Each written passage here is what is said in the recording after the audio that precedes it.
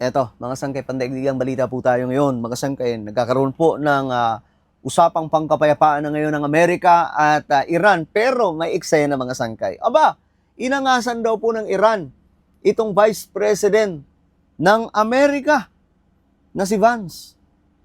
Paano nangyari? Pag-usapan po natin yan. Anyway, welcome po sa Sangkay World Talks kung saan dito lamang po natin pinag-uusapan yung mga pandaigdigang balita, no? Kung ikaw ay hindi pa po nakakapag-subscribe at gusto mo ng mga ganitong klaseng information mula po sa international, makikita nyo po yung subscribe button sa baba ng video na to.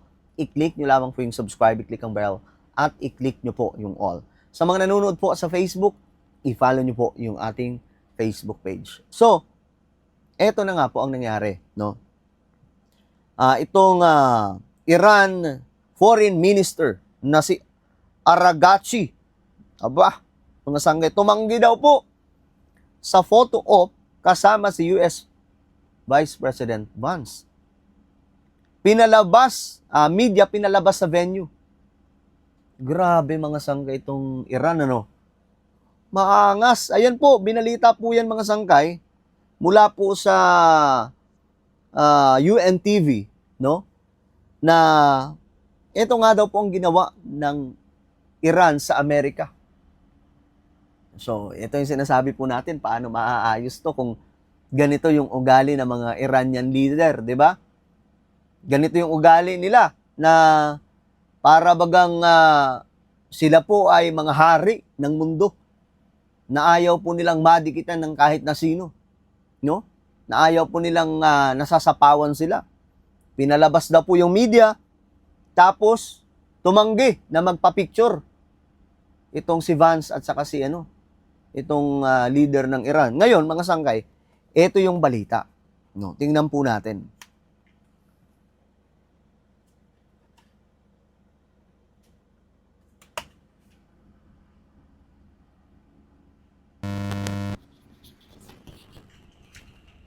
Ramdam ang tensyon sa negotiation hall ng US-Iran Peace Summit sa Geneva, Switzerland nang pumasok si Iran Foreign Minister Abbas Araghchi. Saglit lang itong bumati kay Pakistan Prime Minister Shehbaz Sharif at kapansin Okay, wait lang. Anong sabi niya? Anong sabi sa balita dito? Geneva, Switzerland nang pumasok si Iran Foreign Minister Abbas Araghchi. Saglit lang itong bumati kay Pakistan Prime Minister Shehbaz Sharif. Okay, saglit lang bumati. Itong leader ng Pakistan, ito po yung pinaka-mediator nila mga sangkay. Ito po yung nagtutulay para po maayos itong problema ng sigalot ng Amerika at Iran. At kapansin-pansin ang pag-iling nito bago mabilis na tumalikod at lumabas. Lumabas agad. Paglabas ni Araghchi, lumapit si United States Vice President J.D. Vance upang alamin kung bakit umalis si Araghchi na ipinaliwanag naman ng mga mediator. Batay sa ulat, hindi nagustuhan ng Iran ang setup na maraming media. Ayaw rin ito na makasama ang delegasyon ng Amerika sa ceremonial photo op o anumang litrato sa kabuuan ng negosasyon. Ayun na nga mga sangkay. Ayaw nila ng media. Ayaw ng Iran na nandun yung mga media at makikita silang magkadikit ng Amerika. Bah, maangas po talaga no? Paano sila maaayos niyan mga sangkay kung ganyan? Patigasan ng patigasan. Nakita ko naman mga sangkay na ang US willing naman na naayusin to. No, kasi muusad na po yung mga kondisyones nila, no, na ang isa lamang pong paraan dyan para matapos ng problemang to, magkasundo sila. Kaya nga lang mga sangkay, kung ganito ang pinapakita ng Iran, baka hindi po humantong mga sangkay sa usapang pangkapayapaan ito at magbalik gera lang po mga sangkay, di ba? At alam nyo, sana hindi na po mangyari yan kasi ngayon bumababa na po yung presyo ng oil, di ba? Inaasahan nga po na baka umabot pa po ng 50 ulit yung presyo ng oil, which is napakagandang balita po niyan. Pero kung magbabakbakan sila ulit, aray ko po mga sangkay. Pero ayon naman po sa report mga sangkay na naging maayos naman daw po yung pag-uusap, no? Very productive daw po. Pero ayun na nga po mga sangkay, may konting tensyon. Itinuloy rin ang opening ceremony kahit wala ang Iran. Dumating din sa venue ang isa pang parte ng mediator na si Qatar Prime Minister Mohammed bin Abdulrahman na Tani na hindi man lang nakipagkamay kay Vance. Sa opening speech, nagpauna na si Vance na hindi mareresolba ng gagawing negosasyon ang lahat ng problema, subalit sisikapin nilang pakinggang isa-isa ang mga probisyon ng magkabilang panig. What So, today really represents is the beginning of a technical negotiation that's not going to solve every disagreement, but it's going to allow us to sit together as teams for the first time really in history to figure out what matters most to the respective parties, to settle those issues, to solve those issues, and get to a better tomorrow. Ayon naman kay Minister Althani, maaga pa para magdiwang dahil ito ay pasimula pa lang at wala okay. pang ganap na pagkakasundo. Gayunman, nangako ito na nakasuporta ang Qatar hanggang dulo bilang tumatayong kinatawan ng Gulf Nations.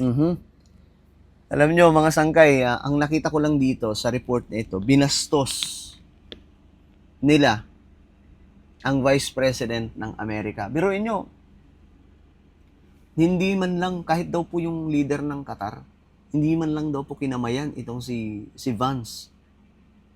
No? Tapos, itong foreign minister ng Iran, bigla pong lumaya sa venue, sa opening ceremony. Umalis din mga sangkay. So, ito yung sinasabi po natin na masyado pa pong delikadong sitwasyon. Kasi nag-aangasan pa eh. Yung Amerika, wala naman. Pero kung nandun si Trump, malamang sa malamang, talagang bastusan ang mangyayari dyan. This is not really the main celebration. Our celebration when we reach the ultimate agreement. Hopefully, this is just the beginning.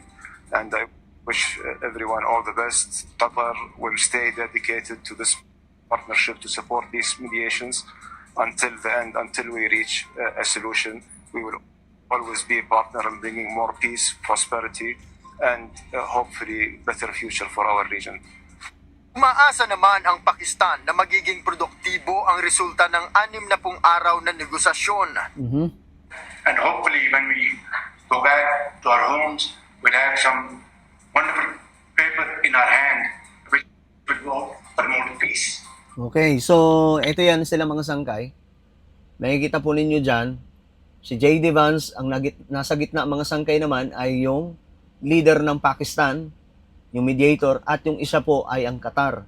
Kasama po sa mediator mga sangkay na nagtutulay para magkaroon po ng kapayapaan na po. Pero ayon nga po sa report, mga sangkay, very productive naman daw po ang nangyari na pag-uusap, sabi po ni US Vice President J.D. Vance.